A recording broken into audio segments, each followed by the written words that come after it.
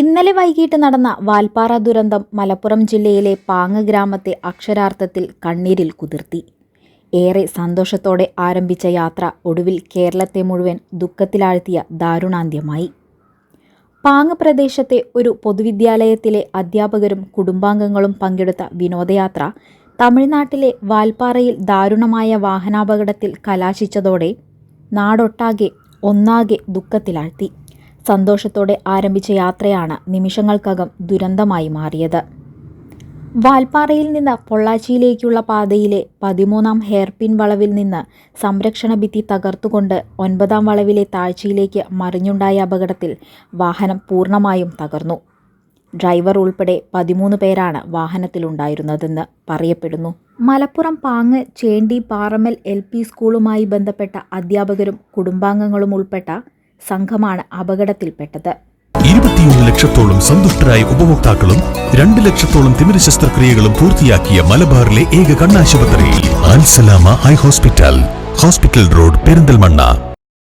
മരണപ്പെട്ടവരിൽ ഭൂരിഭാഗവും സ്ത്രീകളാണെന്നത് ദുരന്തത്തിന്റെ വേദന ഇരട്ടിയാക്കുന്നു. പരിക്കേറ്റവരിൽ ചിലരുടെ നില ഗുരുതരമായി തുടരുന്നു. അപകടം നടന്ന ഉടൻ നാട്ടുകാരും പോലീസും അഗ്നിരക്ഷാ സേനയും ചേർന്ന് രക്ഷാപ്രവർത്തനം ആരംഭിച്ചു. തുടർന്ന് മലപ്പുറത്ത് നിന്ന് വിദഗ്ധ സംഘവും സ്ഥലത്തേക്ക് തിരിച്ചു. പെരിന്തൽമണ്ണ സബ് കളക്ടറുടെ നേതൃത്വത്തിലുള്ള റവന്യൂ സംഘത്തോടൊപ്പം തഹസിൽദാർ ഉൾപ്പെടെയുള്ള ഉദ്യോഗസ്ഥരും മെഡിക്കൽ സംഘവും പോലീസും ചേർന്ന പ്രത്യേക സംഘം പൊള്ളാച്ചിയിലേക്ക് പുറപ്പെട്ടു.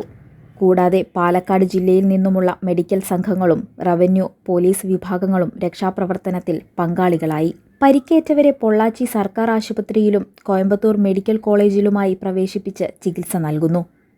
ആവശ്യമായ ക്രിട്ടിക്കൽ കെയർ സൗകര്യങ്ങളും ഡോക്ടർമാരുടെ സേവനവും ഉറപ്പാക്കിയിട്ടുണ്ട്. മരണപ്പെട്ടവരുടെ മൃതദേഹങ്ങൾ വേഗത്തിൽ നാട്ടിലെത്തിക്കുന്നതിനുമുള്ള നടപടികളും പുരോഗമിക്കുന്നു.